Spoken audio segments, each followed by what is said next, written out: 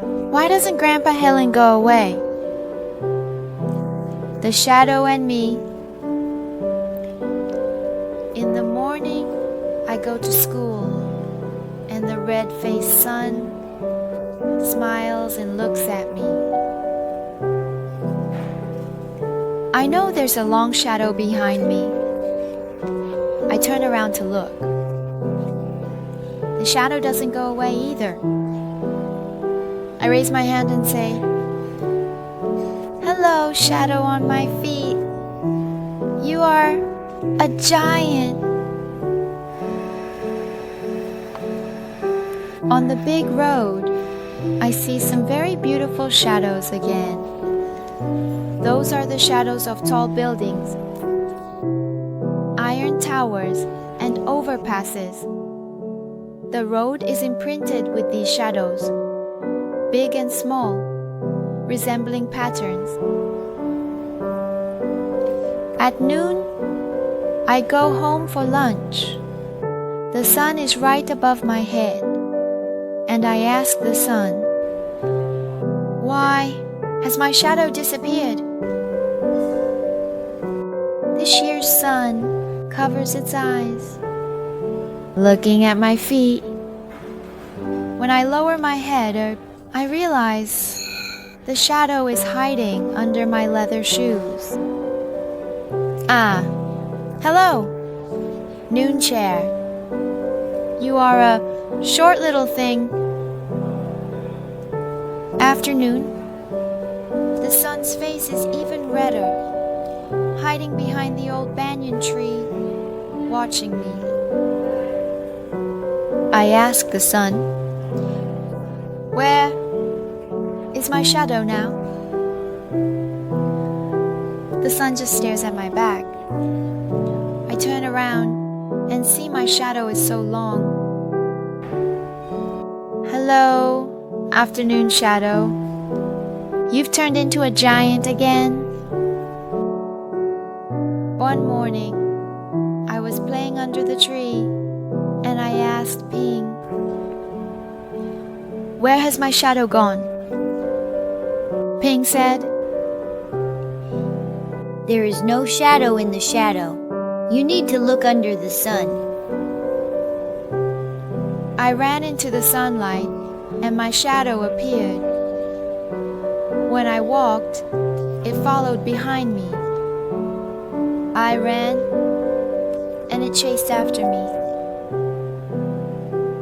I had a lot of fun playing with my shadow.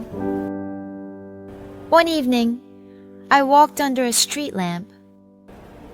At first, my shadow was short and dark. Later on, the further I walked, the longer my shadow became. But its color became lighter and lighter. After dinner, our whole family stayed in the living room. The living room lights were on, and all the shadows were in the living room too. Some shadows were on the floor. Some were on the wall, and some were half on the floor and half on the wall. One night, the power went out, and we placed candles on the dining table.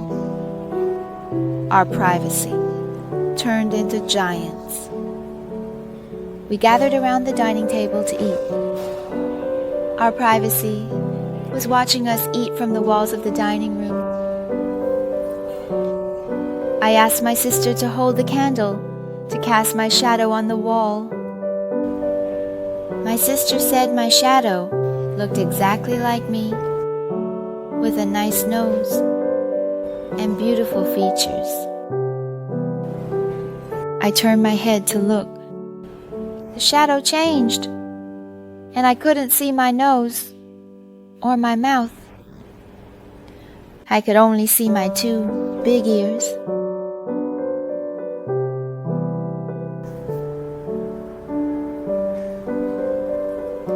When Dad was writing a letter, he turned on the desk lamp, and its shadow was dark and large. It was cast on the wall of the study. I like watching Dad's shadow. His shadow also wears glasses, just like him. I remember one night, the moon rose. Dad turned off the living room light, and there were many tree shadows on the curtains. I saw the shadows of the trees and the main shadow. Dad said, "The shadow of bamboo is the most lovely shadow," and he wanted me to look at it more. I told Dad that I had also seen a beautiful shadow. It was during the day when a helicopter flew very low.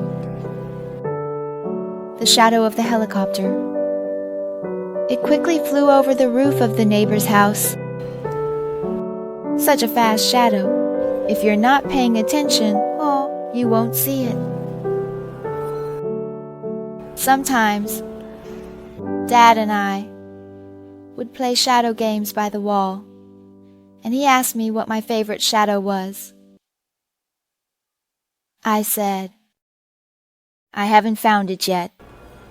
I said, "Wait, I'm still looking."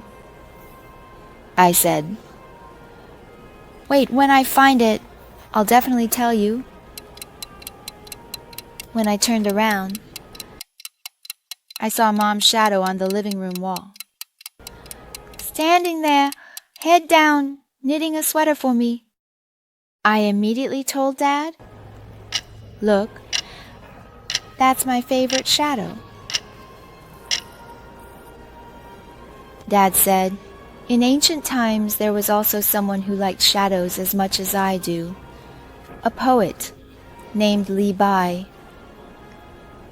Li Bai loved drinking with the moon and his own shadow." Li Bai, the moon, and the shadow were three good friends.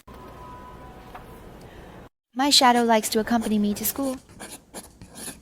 My shadow likes to keep me company while I do my homework. But when I go to sleep at night, what does the lonely shadow do by itself?